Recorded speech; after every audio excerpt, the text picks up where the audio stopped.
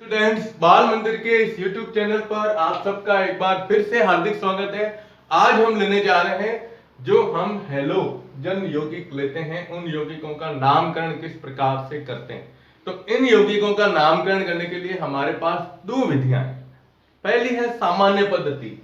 सामान्य पद्धति के द्वारा हम इन यौगिकों का नामकरण किस प्रकार से करते हैं, और दूसरी है IUPAC पद्धति। आप जानते हो 11th में हमने थोड़ा बहुत पढ़ा है IUPAC के बारे में, है ना। चलिए, तो सामान्य पद्धति की जब बात करते हैं तो अगर हमारे पास एलिफेटिक है यौगिक, क्या है, एलिफेटिक यौगिक अगर है हैलाइड, तो एलिफेटिक हैलाइडों का नामकरण सामान्य पद्धति में जब करते हैं तो इनको बोला जाता है एल्किल हैलाइड। क्या नाम देते हैं?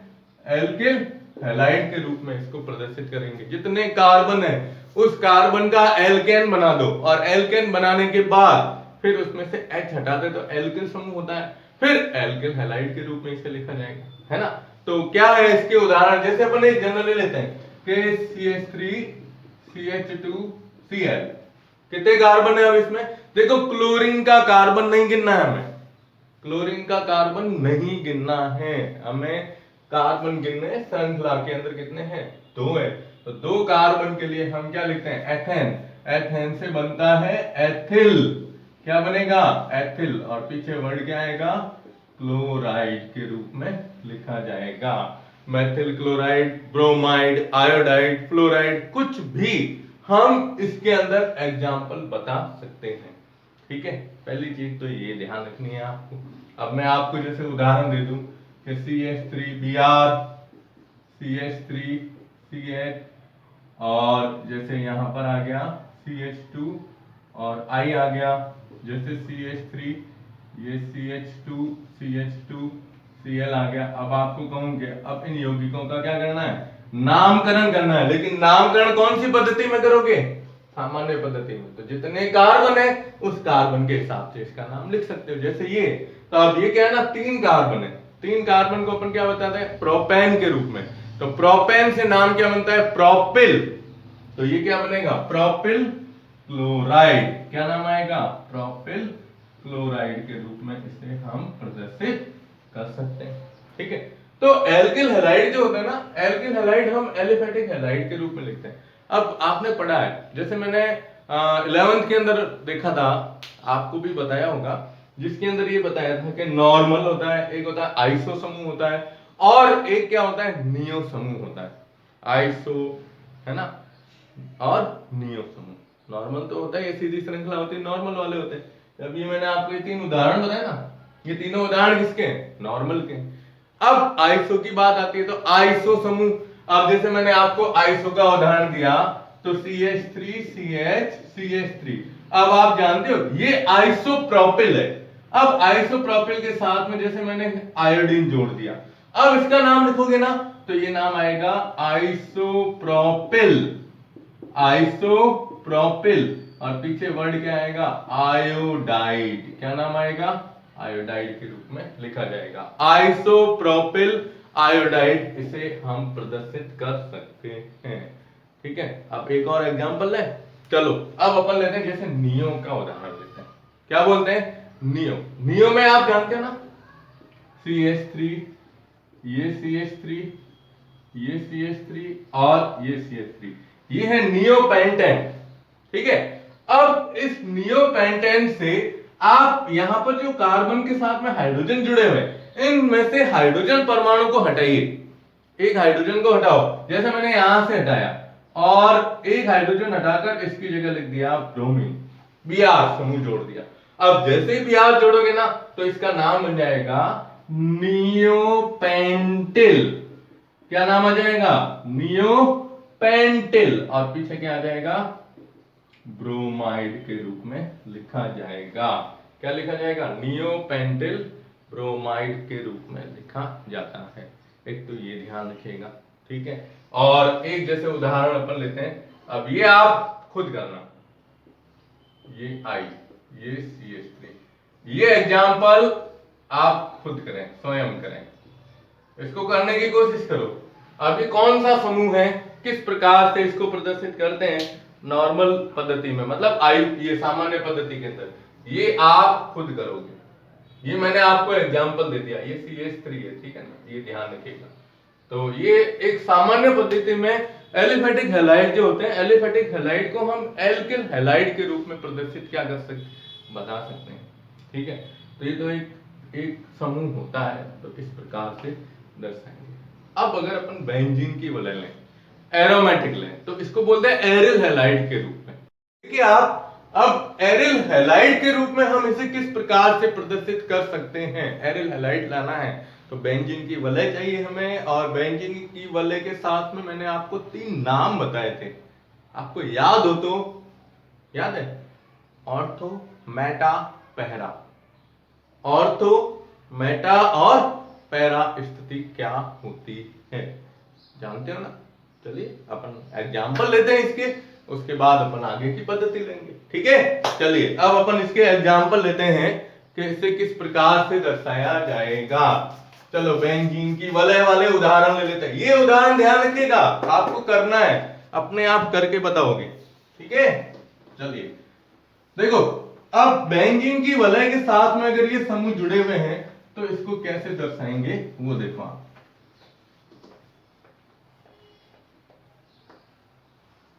चलिए अब हम इसे लेते हैं बेंजीन की वलय के हिसाब से। आपको मैं ये लेता हूं, क्या कहते हैं इसे, एरोमेटिक यौगिकों के लिए अपन जब लेते हैं, तो एरोमेटिक यौगिक के लिए जब बात की जाएगी तो इसमें क्या लेते हैं अपन, इसे क्या कहते हैं, जनरल भाषा में क्या कहेंगे, एरिल हैलाइड के नाम से जानते हैं। ये क्या ले रहे हैं अपन, सामान्य, सामान्य पद्धति की बात कर रहा हूं मैं, ध्यान रखिएगा, सामान्य पद्धति में। अब ऑर्थो, मेटा और पैरा स्थिति आपको याद है, ये वलय ली एक, ये दूसरी वलय, ओके, और एक आई अपने ये तीसरी वलय।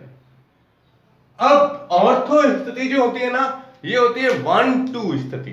कौन सी, 1 और 2, ये 1 और ये 2, ये 1 ये 2, ये 1-2 स्थिति क्या कहलाती है, ऑर्थो स्थिति कहलाती है, जानते हो ना, ठीक है। अब दूसरी अपन लेते हैं मेटा स्थिति। तो मेटा होती है 1-3 स्थिति, 1 और ये 2, 1 2 और 3। इसको किससे दर्शाते हैं, m के द्वारा, क्या बोलते हैं, मेटा। ये मेटा स्थिति होती है। और तीसरी आती है इसके अंदर पैरा, 1 और 4 के ऊपर, ये 1 2 3 4, ये होती है पैरा स्थिति। क्या कहते हैं इसको, पैरा, ठीक है। अब जनरली देखो ना आप, तो 1-2 एक स्थिति, ठीक है, और एक होती है, यहां से देखिए ना तो 1 और 6 भी हो सकती है, ये दोनों स्थिति इसके अंतर्गत आती है, 1-2 और 1-6 के रूप में, ठीक है। यानी हमें नंबरिंग यही रखनी है, नंबरिंग चेंज नहीं करनी है, ये 3 4 5 और 6, ये है ना। अब ये ध्यान रखनी है आपको। और यहां आएंगे मेटा स्थिति पे, तो मेटा स्थिति पे आप देख रहे हो 1 और 3, बीच में 1 का गैप आ रहा है, तो गैप आ रहा है ना, तो 1 और 3 स्थिति आएगी। और इधर से चलोगे तो कौन सी स्थिति आएगी, 1 और 5 स्थिति के ऊपर आएगा। और पैरा स्थिति है, अब चाहे इधर से चलिए चाहे इधर से चलिए, स्थिति कौन सी रहती है, 1-4 स्थिति के ऊपर रहता है। तो ये स्थितियां हैं, इन स्थितियों के ऊपर आप इसको प्रदर्शित कर सकते हैं ऑर्थो, मेटा, पैरा के रूप में। ये यहाँ जो एक्स बताया है वो एक्स क्या है, हैलोजन समूह है। अब आप इसका पहले स्क्रीनशॉट ले लो और फिर हम इसके एग्जाम्पल लेते हैं। चलिए लीजिए, ओके। तो चलो आप, अब हम इसका एग्जाम्पल लेते हैं। अब मैं इसमें क्या करता हूं, आपको जैसे ब्रोमीन का, क्लोरीन का, जो भी अपन जनरल लेते हैं ना, तो जनरल एग्जाम्पल अपन बता देते हैं इसमें। चलिए अब जनरल एग्जाम्पल के अंदर जैसे हमने लिया, देखो ये है ना, चलिए एक वलय बनाई और इस वलय में इधर क्लोरीन जोड़ दिया, दूसरी वलय बनाई और दूसरी वलय में एक इधर जोड़ दिया, एक इधर जोड़ दिया, और एक अपन ने ले ली तीसरी वलय इसमें एक इधर जोड़ दिया और एक इधर जोड़ दिया, ठीक है। तो अब ये आप देख रहे हो ऑर्थो मेटा और क्या आ रही है, पैरा स्थिति आ रही है। और ऑर्थो मेटा और पैरा स्थिति को जब अपन प्रदर्शित करते हैं तो हम इसको क्या लिखेंगे, ऑर्थो कितने क्लोरीन है, 2 क्लोरीन है, इसलिए क्या लिखते हैं, डाइक्लोरो, क्या लिखेंगे, बेंजीन। ऑर्थो डाइक्लोरो बेंजीन के रूप में लिखा जाएगा। ऐसे इसमें लेंगे तो ये मेटा स्थिति है तो मेटा डाइक्लोरो और क्या लिखते हैं अपन, बेंजीन के रूप में इसे लिखते हैं। अब ये कौन सी आ गई, पैरा, तो डाइक्लोरो बेंजीन लिखते हैं। अब कभी कभार क्या होता है आपको कंफ्यूज करने के लिए ऐसे जनरली मैं आपको एग्जांपल देता हूं, आप कोशिश करना कि हम इसमें ऑर्थो मेटा और पैरा को किस प्रकार से प्रदर्शित कर सकते हैं, करोगे। चलिए देखिए, अब मैं आपको एग्जांपल देता हूं, ये एग्जांपल आपको खुद करना है, ये मैं HW के रूप में लिख रहा हूं, ठीक है। चलिए ये वलय ली और इस वलय में मैंने क्या किया, एक इधर लिख दिया एक इधर लिख दिया। अब आपको पहचानना है कि ये ऑर्थो है, मेटा है या पैरा है, ये स्थिति ध्यान में रखनी है, करोगे ना पक्का। चलिए एक ये दे दिया और एक जैसे मैंने यहां वाली स्थिति दे दी, ये एक इधर और एक इधर दे दी। अब आपको इन दोनों के क्या करने हैं, सामान्य नाम बताना है। क्या करना है, सामान्य नाम बताना। तो ये जो स्थिति होती है कि एरोमेटिक या एरिल हैलाइड जो होते हैं, इन एरिल हैलाइड में जब हम सामान्य पद्धति में अगर 2 हैलोजन समूह जुड़े होते हैं तो उन 2 हैलोजन को ऑर्थो मेटा और पैरा स्थिति के रूप में अपन क्या कर सकते हैं, प्रदर्शित कर सकते हैं, ठीक है। तो आप ये दोनों एग्जाम्पल याद रखिएगा, करिएगा इससे जरूर, कॉपी के अंदर एक एक चीज नोट करते जाइए, ठीक है ना। चलिए इसका स्क्रीनशॉट ले लो, ओके। और अब हम लेते हैं इसके अंदर क्या करते हैं, IUPAC पद्धति, जानते हो ना। चलिए IUPAC के अंदर इसको किस प्रकार से प्रदर्शित किया जाएगा। चलो IUPAC में अपन पहले तो अपन क्या करते हैं, नॉर्मल जो सिंगल होते हैं ना यौगिक एल्किल हैलाइड, इनका नामकरण करते हैं। सीधी एक हैलोजन समूह जुड़ा हुआ हो तो उसका नामकरण अपन किस प्रकार से करते हैं, ठीक है पक्का। चलिए नाम जानते हैं ना IUPAC का, IUPAC पद्धति, IUPAC पद्धति international union of pure and applied chemistry के रूप में इसे प्रदर्शित किया जाता है। और जब हम एक सामान्य एल्किल हैलाइड लेते हैं तो इन एल्किल हैलाइड को अपन प्रदर्शित करते हैं किसके रूप में, हेलो, आगे क्या लिखेंगे, एल्केन के रूप में। IUPAC में इसे क्या कहा जाता है, हेलो एल्केन, क्योंकि हैलोजन समूह जो होता है ना, हैलोजन समूह हमेशा कार्बन परमाणु की श्रृंखला के अंदर किसमें जुड़ा हुआ रहेगा, किसमें, प्रतिस्थापित समूह के रूप में जुड़ा रहता है, ठीक है। चलिए देखिए आप, अभी अपन एक सिंपल लेते हैं जिसमें एक ही हैलोजन समूह जुड़ा हो तो उसका नामकरण किस प्रकार से करते हैं। जैसे एक सीधा सा उदाहरण CH3Cl है ना। अब एक ये लिया CH3CCH3Cl और CH3, एक ही आया।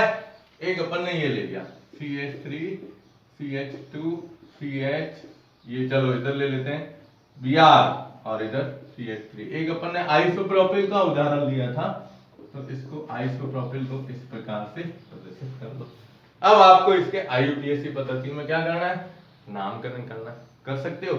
चलो एक और उदाहरण ले लेते हैं CCl4 के रूप में भी प्रदर्शित कर सकते हो। करोगे, करो ट्राई, कर लोगे ना या नहीं करेंगे, चलो ठीक है कर लेते हैं अपन नहीं। अब इसको क्या बोलते हैं, कार्बन की श्रृंखला संख्या कितनी है, एक है ना। तो एक के लिए क्या आता है, मेथेन, और साथ में क्या जुड़ा हुआ है, क्लोरीन, तो इसको क्या लिखते हैं, क्लोरो मेथेन के रूप में प्रदर्शित करते हैं। किसके रूप में, क्लोरोमेथेन के रूप में दर्शाया जाएगा। अब यहां लेते हैं तो आप देखो इसमें श्रृंखला कितने कार्बन की, सबसे पहले श्रृंखला बना दो, फिर अंकन उस सिरे से कीजिए जहां से क्या हो, हेलोजन समूह नजदीक आता है।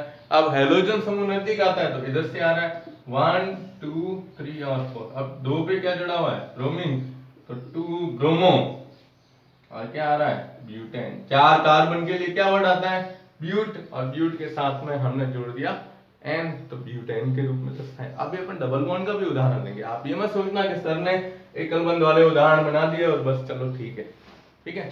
चलिए अब इसमें देखो, आप इसमें आ रहा है, ये जनरली क्या है, आइसोप्रोपिल आयोडाइड है। अब इसमें देखो 2 नंबर पे आयोडीन जुड़ा हुआ है, तो 2 आयोडो, और क्या लिखते हैं, प्रोपेन के रूप में लिखा जाएगा। अब इसका नाम और इसका नाम ये आप खुद करना। आप सोच रहे हो कि सर क्या बार बार एक ये उदाहरण दे, करना पड़ेगा भाई, है ना। तो ये दोनों एग्जांपल आप खुद करोगे। अब इसमें 4 है तो अपन ने जैसे पढ़ा है ना कि 1 हो तो मोनो, 2 है तो डाई, 3 है तो ट्राई, 4 है तो टेट्रा। तो ये सूत्र है ना, ये और ये, इन दोनों का आपको आईयूपीएससी में नामकरण अपने आप करना है, कॉपी के अंदर नोट करते जाइएगा, ठीक है। चलिए इसका स्क्रीनशॉट ले लो आप। ओके, अब हम इसमें आगे लेते हैं कि अगर 2 जुड़े हों हेलोजन, तो उसका नामकरण किस प्रकार से किया जाता है। 2 हेलोजन समूह जुड़े हों तो, और दोनों में स्थिति बताई गई है। देखो क्या होता है ना कि अगर एक ही कार्बन पर, अब ये इंपॉर्टेंट है, थोड़ा सा टॉपिक ध्यान रखिएगा, बहुत इंपॉर्टेंट टॉपिक है ये। पहला पॉइंट, एक ही कार्बन पर जब 2 समान हेलोजन जुड़े हों, हेलोजन जुड़े हों, तो इसका नामकरण किस प्रकार से करते हैं। तो जब एक ही कार्बन पर जुड़े हों तो इसको कहते हैं जैम डाई हैलाइड। क्या कहते हैं, जैम डाई हैलाइड, या इसको कहते हैं एल्किलिडीन हैलाइड, एल्किलिडीन डाई हैलाइड के रूप में दर्शाते हैं। ये आपको ध्यान में रखना है। अब मैं इसमें देखो ये सामान्य पद्धति के हिसाब से बता रहा हूं। आईयूपीएससी में तो अपन जनरल लेते हैं कि जितने हेलोजन है उसके हिसाब से नाम लेते हैं। तो जैम भी कह सकते हो, या इसे जैमिनल के नाम से भी जाना जाता है। किसके नाम से, जैमिनल डाई हैलाइड के रूप में, ठीक है। अब आपको इसका नाम लिखना, जैसे मैंने उदाहरण लिया कि CH3 CH Cl और Cl। अब एक ही कार्बन पर 2 क्लोरीन समूह जुड़े हुए हैं। अब एक ही कार्बन पर 2 क्लोरीन है तो हम नाम तो क्या बोलेंगे, जैम डाई क्लोराइड के रूप में, है ना। अब इसका नाम लिखना है तो कार्बन कितने हैं, 2। अब एल्किलिडीन है, एल्किल समूह है, 2 कार्बन के लिए क्या लिखते हैं, एथिलीडीन। क्या बन जाएगा, एथिलीडीन डाई क्लोराइड के रूप में इसे दर्शा सकते हैं, ठीक है। अब ये देखो ऑनलाइन क्लास है ना, तो अपन इसमें एग्जाम्पल लिमिट में ले रहे हैं, और जब अपने स्कूल खुलेगी जब भी, तब वापस जब आपको ये टॉपिक समझाऊंगा, वापस एक बार नामकरण पूरा समझाएंगे, तो नामकरण के अंदर फिर अपन और भी ज्यादा, क्योंकि आमने सामने रहेंगे तो एग्जाम्पल जितने ज्यादा होते हैं उतना मजा आता है ना। चलिए देखिए, अब ये तो होता है, एक आ गया। अब ये जैमिनल है। अब ऐसे कैसे, जैसे आपको ये दे दिया ये, अब ये नाम आपको लिखना है। अब कार्बन कितने हैं इसमें, 3 है, तो 3 के लिए प्रोपेन से बनता है प्रोपिल, और यहां नाम आ जाएगा प्रोपिलीडीन। क्या नाम आ जाएगा, प्रोपिलीडीन, प्रोपिलीडीन डाई क्लोराइड। ये थोड़ा सा ध्यान रखिएगा। अब ये किसके अंतर्गत आते हैं, सभी जैम डाई हैलाइड के अंदर आते हैं। और दूसरा होता है कि जब 2 निकटवर्ती, ये बात कर रहे हैं अपन के, अगर हम अब यहां पर लेते हैं कि जब 2 निकटवर्ती कार्बन पर समान हेलोजन जुड़े हों, क्या हो, समान हेलोजन जुड़े हों, तो उसे क्या कहेंगे हम। अब ये नाम आपको इसमें ध्यान में रखना है, इसे हम कहते हैं, अब जैसे यहां जैम है ना, तो इसका नाम आ जाएगा विसिनल, विसिनल डाई हैलाइड। क्या नाम लेते हैं, विसिनल डाई हैलाइड, या इसे हम कहेंगे एल्किलीन। क्या नाम लेते हैं, एल्किलीन डाई हैलाइड कहते हैं। ये आपको इसमें ध्यान में रखना है, ठीक है। अब इसका उदाहरण ले लेता हूं मैं, जैसे CH3CHCl, CHCl और CH3। अब आप देख रहे हो दो निकटवर्ती कार्बन पर जुड़े हुए, तो इसको नाम क्या देंगे, विसिनल डाइक्लोराइड भी कह सकते हो, या यहां पर इसके हिसाब से जब नाम लिखें तो एल्किलीन। कितने कार्बन है इसमें, 4 कार्बन है, तो 4 के लिए ब्यूट शब्द आता है, तो बनता है ब्यूटिनिलीन,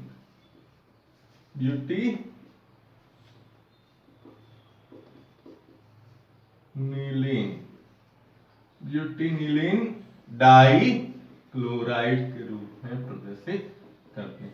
ये आपको इसमें ध्यान रखना है। और IUPAC में आप नॉर्मली बता सकते हो, इसका नाम क्या आएगा, 1,1 डाइक्लोरो ब्यूटेन, और यहाँ सॉरी 1,1 डाइक्लोरो एथेन, और यहाँ आ जाएगा 1,1 डाइक्लोरो प्रोपेन के रूप में। और इसका नाम लिखोगे तो इसमें नाम नंबरिंग दे दो आप, तो नंबरिंग देंगे 1 2 3 4, 1 2 डाइक्लोरो ब्यूटेन के रूप में प्रदर्शित कर सकते हैं। तो ये नामकरण आपको ध्यान में रखना है। ये विशेष तौर पे कौन से हैं, यहां पर ये जैम और विसिनल डाई हैलाइड, तो इसका स्क्रीनशॉट ले लो। ओके, हो गया। तो अब ये तो हुआ यहां पर इसके रूप में। अब नेक्स्ट वीडियो के अंदर अपन कुछ और अदर एग्जाम्पल लेंगे। वो एग्जाम्पल होगा जैसे कार्बन परमाणु की जो श्रृंखलाएं हैं, इन कार्बन परमाणु की श्रृंखलाओं के अंदर अगर द्विबंध उपस्थित होता है तो उसको एनसीईआरटी के एग्जाम्पल के द्वारा अपन प्रदर्शित करेंगे। और वलय के साथ में कार्बन जुड़ा और उससे हेलोजन जुड़ा हो तो उसका नामकरण इस प्रकार से किया जाएगा। ठीक है, धन्यवाद।